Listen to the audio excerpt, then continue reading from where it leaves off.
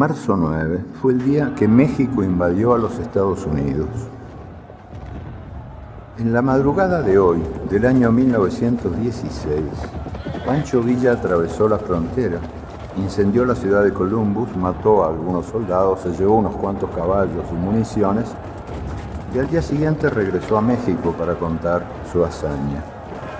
Fue una fugaz incursión, un día y algo más. Y esta fue la fugaz incursión de los jinetes de Pancho Villa, la única invasión que los Estados Unidos han sufrido en toda su historia. En cambio, este país ha invadido y sigue invadiendo a casi todo el mundo. Desde 1947, su Ministerio de Guerra se llama Ministerio de Defensa y su presupuesto de guerra se llama Presupuesto de Defensa. El nombre es un enigma más indescifrable que el misterio de la Santísima Trinidad. Las palabras de Eduardo Galeano nos han pintado un hecho histórico, casi mítico, de la historia de América Latina con respecto a su relación con Estados Unidos. La realidad actual nos demuestra que Washington ha vuelto a fijarse en su patio trasero, como así nos consideran, y está enfilando todo su poder diplomático y de inteligencia y militar hacia esta parte del planeta. De hecho, la influencia china y rusa que había empezado a crecer en los últimos años en la región ha preocupado mucho a la Casa Blanca, para lo cual han urdido una serie de planes para instalar en nuestros países gobiernos favorables a los intereses de la Casa Blanca. Por eso uno ve hoy el acercamiento que tiene Estados Unidos con Argentina, y mismo lo que está pasando con Brasil después del golpe de Estado, que no fue condenado por la Casa Blanca. Vamos a hablar con un especialista en el tema, un investigador del CONICET, que conoce mucho de la histórica relación entre Argentina y Estados Unidos, los conflictos que nos han traído históricamente, y además también el contexto en que se están llevando a cabo los nuevos vínculos con el país del norte.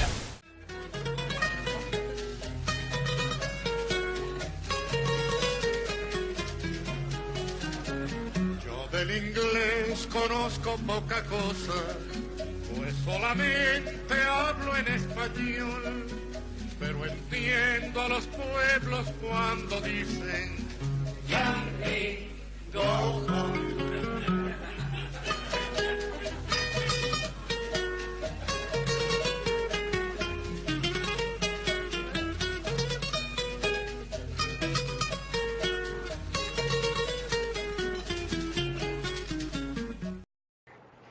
Leandro Morgenfeld, vos sos un conocedor, en realidad un especialista en el tema de las relaciones históricas entre Argentina y Estados Unidos, y tenés trabajos publicados, das una cátedra también sobre eso, incluso para el servicio exterior también estás dando clases, ¿no es cierto? Y me gustaría que me cuentes un poco tu opinión sobre si hay un cambio, digamos, de 180 grados con respecto a la relación entre los dos países, ¿no? Entre Argentina y Estados Unidos. Sí, no sé si de 180 grados, pero sin duda desde que ganó Macri y asumió el 10 de diciembre del año pasado, unas relaciones que en los últimos años habían tenido muchas idas y vueltas con los gobiernos de los Kirchner, ¿sí? Y muchos roces con Estados Unidos, sobre todo en los últimos años, por el famoso conflicto con los fondos buitres, es decir, estos fondos especulativos con mucha capacidad de lobby en distintas instancias del gobierno de Estados Unidos y que tanto daño hicieron a la Argentina. La llegada de Macri al poder, en muchos sentidos, produjo un cambio en la relación con Estados Unidos y lo que yo llamo un realineamiento con Estados Unidos. Es decir, si Argentina había apostado en los últimos años a una política exterior que no estaba pensando solamente en el norte de nuestro continente, sino que básicamente apostaba a una coordinación política a nivel regional con la UNASUR, con la CELAC, con el Mercosur, que había tendido puentes con incluso potencias extrahemisféricas.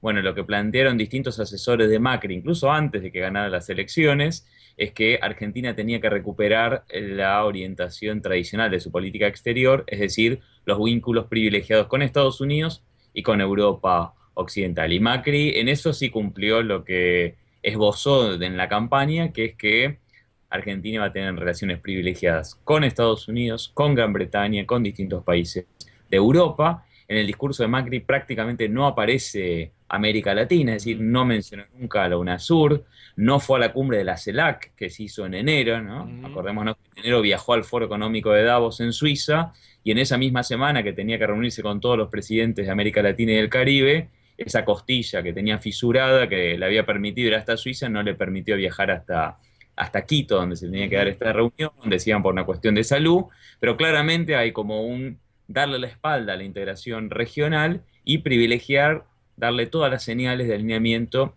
a Estados Unidos y a Europa, ¿no? Y en ese sentido hay que entender la histórica visita de Obama el 23 y 24 de marzo de este año a la Argentina, donde se prodigaron elogios mutuos y donde se firmaron una serie de cuestiones desde el punto de vista económico, pero también militar, que tienen que ver con una reorientación de la política exterior siguiendo los mandatos de Estados Unidos, ya sea para atacar a Venezuela, como hizo Macri en la cumbre del Mercosur diciembre pasado, ya sea para no condenar y por lo tanto convalidar el golpe de Estado institucional o parlamentario contra Dilma Rousseff en Brasil, y digamos para tomar distintos temas de la agenda de Estados Unidos, como por ejemplo este impulso que está dando ahora el gobierno de Estados Unidos para que se apruebe el Acuerdo Transpacífico de Cooperación Económica, el TPP, conocido como TPP por sus siglas en inglés, que es una suerte de nuevo ALCA del siglo XXI, que incluye países de Asia y de Oceanía y algunos de América Latina, y que intenta contener el avance de China a nivel mundial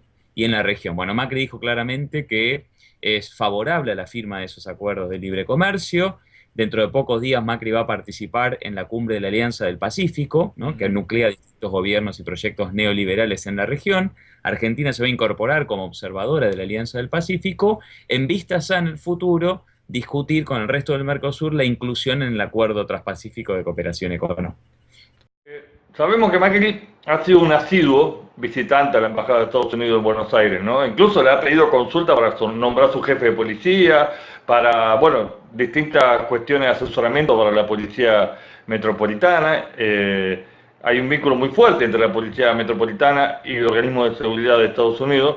Y se dice también que incluso la canciller Malcorra de alguna manera fue sugerida o colocada por Estados Unidos. ¿Vos crees que es así también? ¿Hasta ese punto han llegado? Bueno, en primera parte de la pregunta, ¿no? En relación al vínculo fluido entre Macri y el establishment del gobierno norteamericano, esto está en parte probado cuando se filtraron los cables de Wikileaks, de esos cables masivos que se firmaron del Departamento de Estado y del Servicio Exterior de Estados Unidos. 2.500 pertenecían a la Argentina. Hay dos libros muy importantes que publicó Santiago Donner, además muchos artículos periodísticos que se fueron publicando en los principales medios en la Argentina, que son ArgenLeaks y PolitiLeaks, y en esos dos libros se muestran los fluidos vínculos de Macri, ya cuando era jefe de gobierno, con la embajada norteamericana, a la cual, por ejemplo, le pidió que fueran más duros en contra del gobierno argentino cuando estaba, digamos, él en la oposición enfrentado al gobierno de los Kirchner. Pero ni siquiera hace falta leer demasiado los cables desclasificados y por nadie negados, ¿no? Que son los cables de Wikileaks. La política exterior de Macri claramente está alineada con la política del gobierno de Estados Unidos, como lo hicieron explícito siempre y como lo siguen haciendo explícito, ¿no? En función de los intereses concentrados, por eso convalidaron el pago a los fondos buitres reendeudando a la Argentina, y por eso también pusieron una canciller que ya tenía un puesto muy importante en la Organización de las Naciones Unidas, en la ONU, era nada menos que jefa de gabinete de Ban Ki-moon. Y esto es interesante, cuando Macri le ofreció a Malcorra en noviembre del año pasado ser su canciller, su jefa, digamos, del servicio exterior, Malcorra le planteó que en su proyecto político estaba a presentarse en el 2016 como una de las candidatas para suceder a Ban Ki-moon como secretaria general de la Organización de las Naciones Unidas, ¿no? Y el acuerdo con Macri fue que, bueno, iba a ser canciller durante los primeros meses y después Macri iba a apoyarla en este emprendimiento. Justamente el domingo 5 de junio, hace muy poquito, se conoció un artículo del Daily Telegraph donde plantea explícitamente que el gobierno de Obama apoya, ¿sí?, la candidatura de Malcorra para ser secretaria general de Naciones Unidas. Y sabemos que para tener ese puesto clave hay que tener el apoyo de los 5 grandes en la ONU y sobre todo el apoyo de Estados Unidos. Bueno, Malcorra cultiva una relación muy estrecha con Susan Rice, con una asesora de seguridad nacional de Obama, ex embajadora de Estados Unidos en la ONU, justamente cuando Malcorra tenía un puesto muy importante en la ONU. Susan Rice planteó explícitamente un apoyo a la figura de Malcorra y por eso es que se teje este vínculo tan estrecho entre Estados Unidos y la propia Susana Malcorra. Es decir, nadie puede llegar a ser secretario de las Naciones Unidas, secretario general, si Estados Unidos no lo aprueba. Es decir, Estados Unidos tiene, como los otros 4 grandes, ¿sí?, de la ONU, tiene poder de veto, ¿no? Bueno, ahora se avanza un paso más. El Daily Telegraph dijo el domingo pasado que fue parte de las conversaciones no explicitadas entre Macri y Obama el tema de un apoyo a la candidatura de Susana Malcorra, ¿no? Esto creo que es grave, dada la posición que tuvo Susana Malcorra en distintos asuntos en América Latina, y dado que la política exterior es una política de no cuestionamiento del statu quo a nivel internacional. Dice, el mundo está organizado bajo la égide de las principales potencias y a los países no centrales como la Argentina no les corresponde, digamos, pensar en nuevas formas de coordinación política, impulsar un sistema multilateral con los BRICS, impulsar la integración latinoamericana, sino que les corresponde aceptar las reglas de juego, y cuanto más aceptemos las reglas de juego, supuestamente vienen más inversiones extranjeras, nos prestan más dinero y Argentina puede exportar más, que es como justifican ellos esta política exterior que se parece bastante a las relaciones carnales de los años 90 con Carlos Menem, pero que tratan de guardar cierta forma. Se conoció también la posición del Reino Unido con respecto a la candidatura de Malcorra porque ellos sostienen que eso podría complicar la cuestión Malvinas, ¿no? El hecho de que justamente una Argentina encabece las Naciones Unidas podría provocar mayor presión sobre Gran Bretaña. ¿Crees que es así o crees que de alguna manera también va a servir para que Argentina termine de enterrar la cuestión Malvinas si Malcorra llega a la ONU, ¿no? Bueno, eso sería esa especulación que aparece también en los medios ingleses durante este fin de semana pasado. Es muy preocupante, ¿no? Porque hasta ahora era impensable que un argentino pudiera acceder a ese puesto porque justamente estaba el veto británico, ¿no? La Organización de las Naciones Unidas es una institución donde tiene una asamblea general que votan un país, un voto, los 193 países, pero eso es una mera formalidad. Tiene un Consejo de Seguridad en el cual hay 5 países con asiento permanente y con derecho a veto que son los que gobiernan ese sistema internacional. De hecho, el secretario general formalmente lo elige la Asamblea General, pero siempre a propuesta del Consejo de Seguridad. Y se acordó de que nació la ONU que hubiera siempre un solo candidato propuesto. Es decir, que lo tienen que aprobar en realidad los 15 del Consejo de Seguridad y más bien los 5 miembros permanentes. Eso explica, digamos, la intensa gestión entre Macri y David Cameron y entre la propia Malcorra hace pocos días y el jefe de la Cancillería británica, ¿no? Se produjo la primera reunión bilateral en 14 años entre los jefes de ambas cancillerías, ¿no? Y aunque no se hizo explícito, sabemos que buena parte de la política exterior actual del gobierno argentino tiene que ver con la propia aspiración de Susana Malcorra de ganar apoyos para conseguir ese puesto estratégico. Ahora, la pregunta es, ¿cuál es el precio no explícito que se está pagando? Bueno, lo que uno puede ver, digamos que es lo que viene pasando de diciembre para acá, es que hay una clara desmalvinización de la política exterior argentina.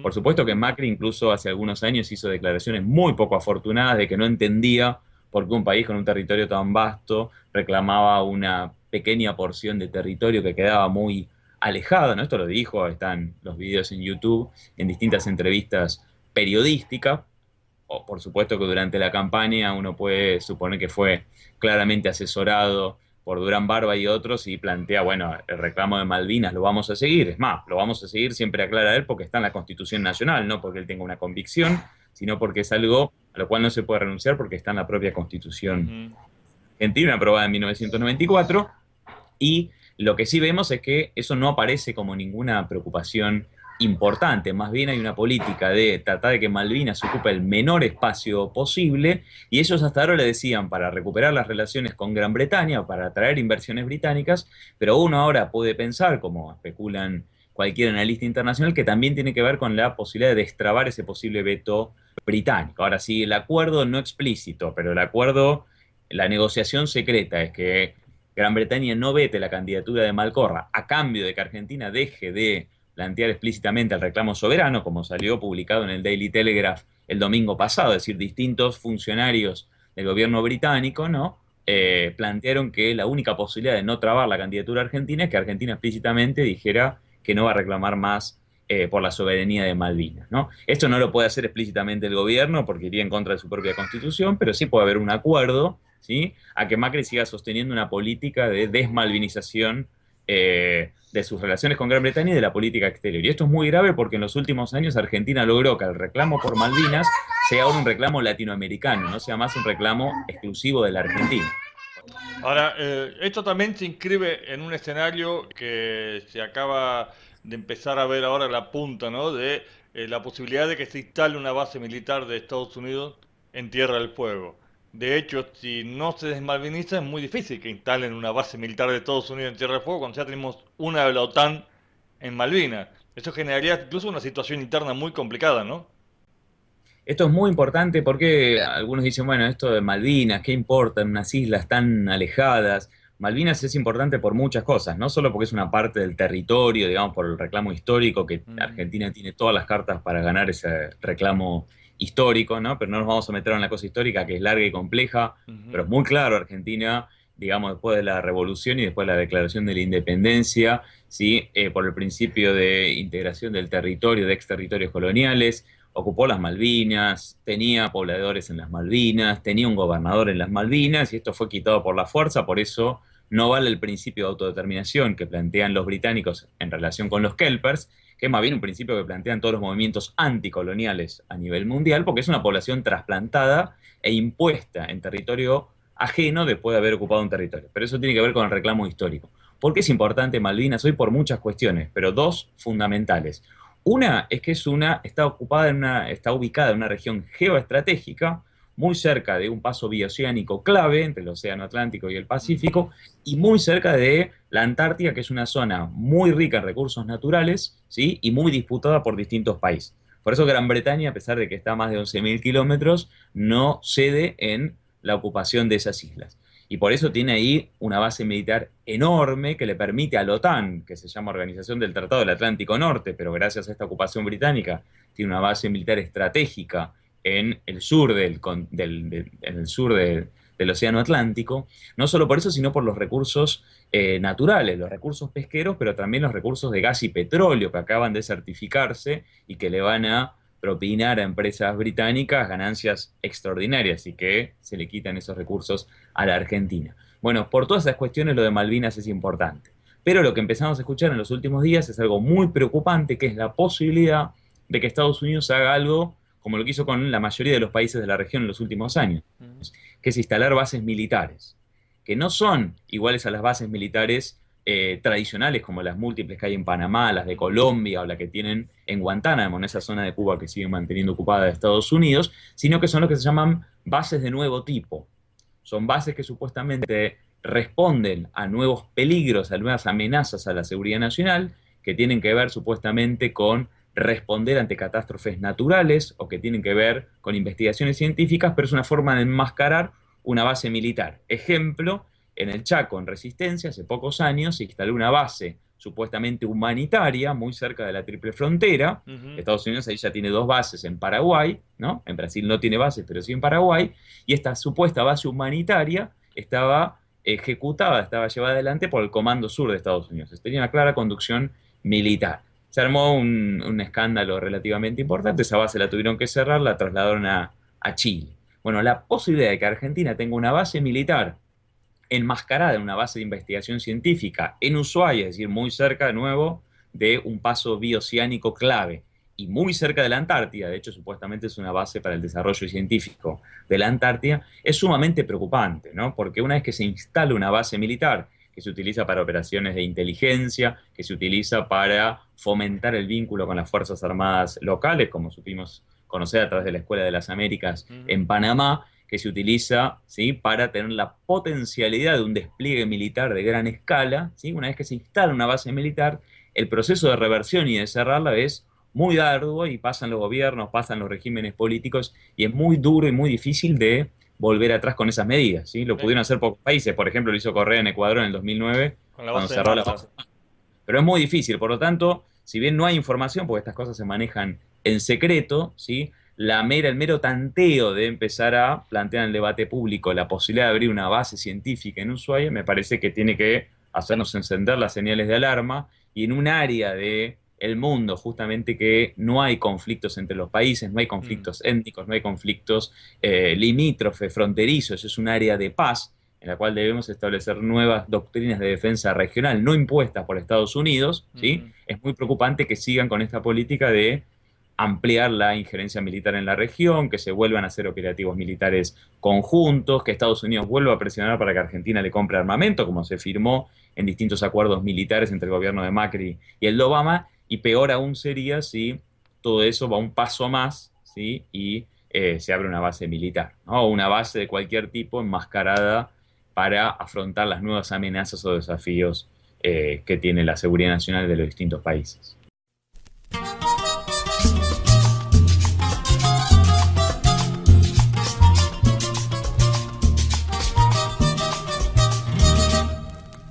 Si mi pobre Puerto Rico es libre y es asociado,